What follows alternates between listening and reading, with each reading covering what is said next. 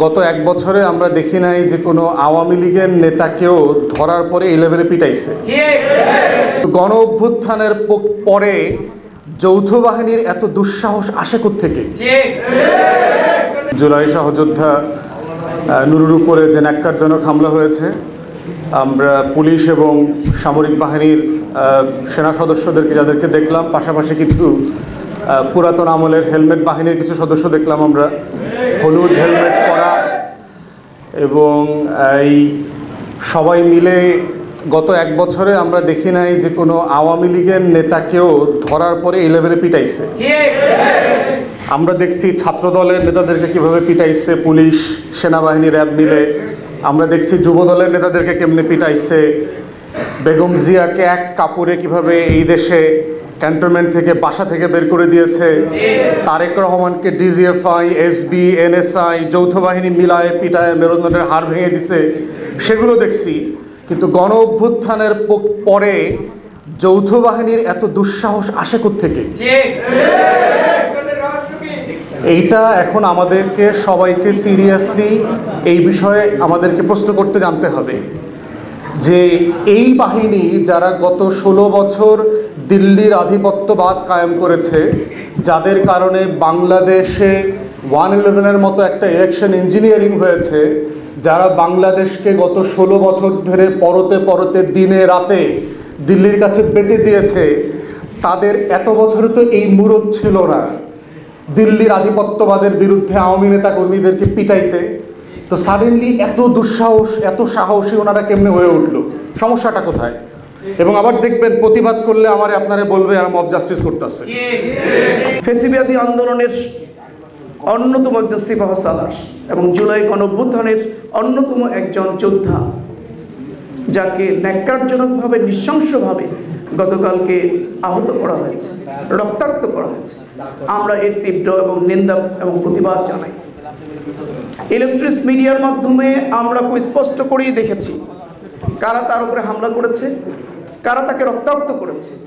এই ইলেকট্রিক মিডিয়ার মাধ্যমে চিহ্নিত করে অবশ্যই দোষীদেরকে গ্রেপ্তার করতে হবে এবং তাদের শাস্তি আমরা দাবি করছি।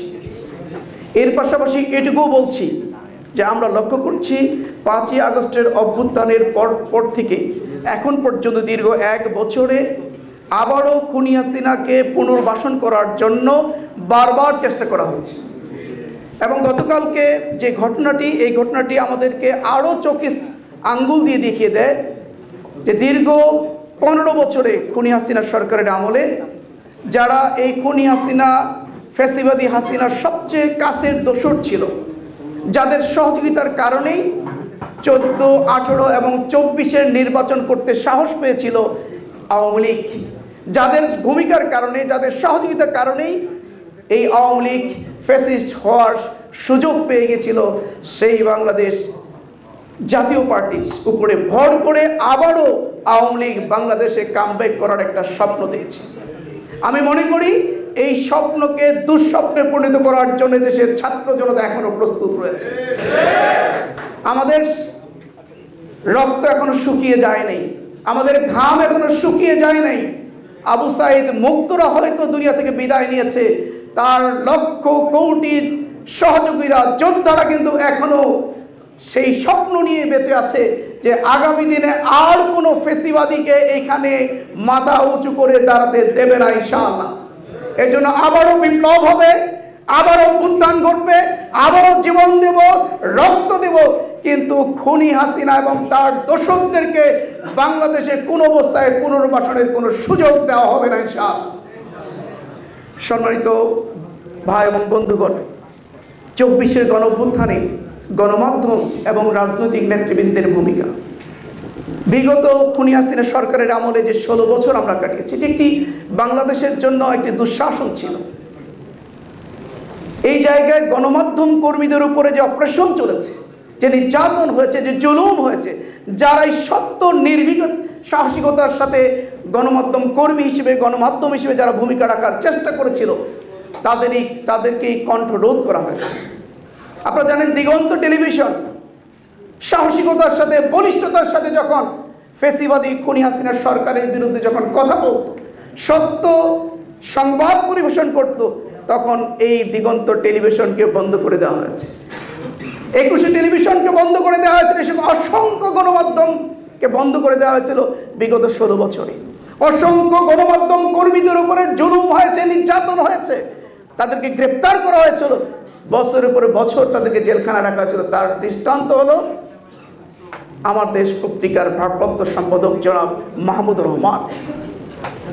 সত্য কথার বলার কারণে, ভারতীয় আগ্রাসনের বিরুদ্ধে কথা বলার কারণে, ফেসিবাদের বিরুদ্ধে সোচ্চার ভূমিকা পালন করার কারণে তাকে গ্রেপ্তার করে বছরের পর বছর জেলখানা রাখা হয়েছে, তার উপর হামলা হয়েছে, তাকে রক্তাক্ত করা হয়েছে। দৈনিক সংগ্রামের সম্পাদক প্রবীণ সাংবাদিক আবুল আসাদ, সকল সম্পাদকদের যিনি মুরব্বী ওস্তাদ, আপনারা প্রিন্ট এবং ইলেকট্রনিক মিডিয়ার মাধ্যমে দেখেছেন তার সাথে কি আচরণ করা হয়েছিল, কি দুর্ব্যবহার তাকে করা হয়েছিল, দাড়ি ধরে টেনে হেঁচড়ে তার উপরে কি জুলুম নির্যাতন চালানো হয়েছিল।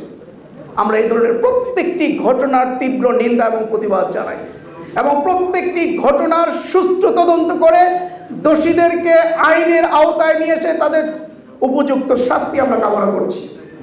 সম্মানিত ভাইরা, এত জুলুম নির্যাতনের পরও গণমাধ্যম কর্মীদেরকে থামিয়ে রাখা যায়নি। তারা ফেসিবাদের বিরুদ্ধে কলম সৈনিকের ভূমিকা পালন করেছে, নির্ভীক সাহসিকতার ভূমিকা পালন করেছে এবং 24-এর গণঅভ্যুত্থানেও তাদের ভূমিকা ছিল অপরিসীম, সাহসিকতা সম্পন্ন। যার কারণে 6 জন গণমাধ্যম কর্মী যারা সাহসিকতার সাথে ফিল্ডে থেকে জুলাই যোদ্ধাদের সাথে ভূমিকা রাখার কারণে তাদেরকে শহীদ হতে হয়েছে, তাদেরকে জীবন দিতে হয়েছে। এবং অসংখ্য গণমাধ্যম কর্মী ভাইরা রয়েছেন, বোনেরা রয়েছেন যারা আহত হয়েছেন, পঙ্গুত্ব বরণ করেছে, যাদের চোখ গেছে, পা গেছে, হাত গেছে, এ ধরনের হাজারো গণমাধ্যম কর্মী ভাইরা আছেন যাদের ত্যাগ এবং কুরবানির বিনিময়ে আমরা আজকে স্বাধীন বা নতুন স্বাধীনতা বাংলাদেশে অর্জন করেছি। তবে এর বিপরীত আরেকটা চিত্র রয়েছে। এই বিগত খুনি হাসিনা সরকারের আমলে কিছু কিছু গণমাধ্যম এবং কিছু কিছু গণমাধ্যম কর্মী যে সরকারের দালালি করেনি এটি বলা যাবে না। অবশ্যই খুনি হাসিনার সরকারের দালালি করে ওই সরকারকে টিকিয়ে রাখার জন্য কিছু গণমাধ্যম কর্মী তখনও ভূমিকা রেখেছে। আমরা তাদেরও উপযুক্ত শাস্তি দাবি করছি। যেখানেই তারা থাকুক না কেন, তাদেরকে চিহ্নিত করে যেই হাউজেই থাকুক না কেন, তারা এখনো কিন্তু ঘাপটি মেরে আছে। সময় পেলেই তারা আবার ছবল দেওয়ার জন্য চেষ্টা করছে এবং করবে। তাদেরকেও চিহ্নিত করে তারা যেন আর মাথা উঁচু করে দাঁড়াতে না পারে, তারা যেন আবার সবল দিতে না পারে, সেই খুনি হাসিনাকে ফিরিয়ে নিয়ে আসার জন্য কোনো ভূমিকা পালন করতে না পারে, এই ব্যাপারে আমাদের সজাগ সচেতন থাকতে হবে। কারণ ওই সময় আমরা দেখেছি শেখ হাসিনা যখনই বিদেশ থেকে কোনো সফর থেকে ফিরে আসতো, যখন সাংবাদিক সম্মেলন করত, কিরকম ভূয়সী প্রশংসা, মিথ্যার ঝুলি সাজিয়ে তাকে ভূয়সী প্রশংসা করে তাকে তার ওই রাজত্ব টিকিয়ে রাখার জন্য কি ভূমিকা তার সেখানে রেখেছিল। ন্যাক্কারজনক। গণমাধ্যম হলো সমাজের দর্পণ। তারা সঠিক সমালোচনা করে, যৌক্তিক সমালোচনা করে ব্যক্তি, সমাজ, রাষ্ট্রকে পরিশুদ্ধ রাখবে, সঠিক জায়গা রাখবে। সেই জায়গার পরিবর্তে সেই সময় কিছু গণমাধ্যম কর্মীরা ন্যাক্কারজনক ভূমিকা রেখেছে। রাজনৈতিক নেতৃবৃন্দ, যদিও এই আন্দোলনটা শুরু হয়েছিল আমাদের তরুণ ছাত্রদের দ্বারা, 52 সালে যেভাবে দেশের ছাত্ররা রাজপথে নেমে এসে রক্ত দিয়ে, জীবন দিয়ে বাংলা ভাষাকে আন্তর্জাতিক মাতৃভাষা হিসেবে স্বীকৃতি দেওয়ার ক্ষেত্রে ভূমিকা রেখেছিল, 69-এর গণঅভ্যুত্থান, 71-এর স্বাধীনতা যুদ্ধ, স্বৈরাচার বিরোধী আন্দোলন এবং সর্বশেষ এই 24-এর গণঅভ্যুত্থান এদেশের তরুণ ছাত্রদের ভূমিকাই ছিল শীর্ষে। আমরা 16 বছর ধরে রাজনীতিবিদরা অনেক আন্দোলন করেছি, অনেক সংগ্রাম চালিয়েছি, কর্মসূচি দিয়েছি, কিন্তু আপামর জনসাধারণকে আমরা কিন্তু একত্রিত করতে যখন ব্যর্থ হয়েছিলাম, ঠিক তখনই এদেশের ছাত্র সমাজ অতীতের ধারাবাহিকতায় তারা রাজপথে নেমে এসে যখন তারা কর্মসূচি দিল, সেই কর্মসূচির সাথে দল মত নির্বিশেষে সকল শ্রেণী পেশার মানুষগুলো একত্রিত হয়ে এই আন্দোলনকে গণ আন্দোলনে রূপান্তর করে খুনি হাসিনাকে বাংলাদেশ থেকে পালিয়ে যেতে বাধ্য করেছে। এই আন্দোলনের রাজনীতিবিদদের একটা গুরুত্বপূর্ণ ভূমিকা ছিল। হ্যাঁ, রাজনৈতিক পরিচয় দিয়ে রাজনৈতিক দলগুলো হয়তো মাঠে থাকেনি, ভূমিকা রাখেনি, কিন্তু জনশক্তি দিয়ে নেতৃবৃন্দ ফিল্ডে থেকে আপামর জনতার সাথে কাঁধে কাঁধ মিলিয়ে এই রাজনীতির নেতাকর্মীরাই কিন্তু একটা বিরাট ভূমিকা পালন করেছিল। বুদ্ধি দিয়ে, পরামর্শ দিয়ে, লজিস্টিক সাপোর্ট দিয়ে, জনশক্তি দিয়ে, নিজেরাও থেকে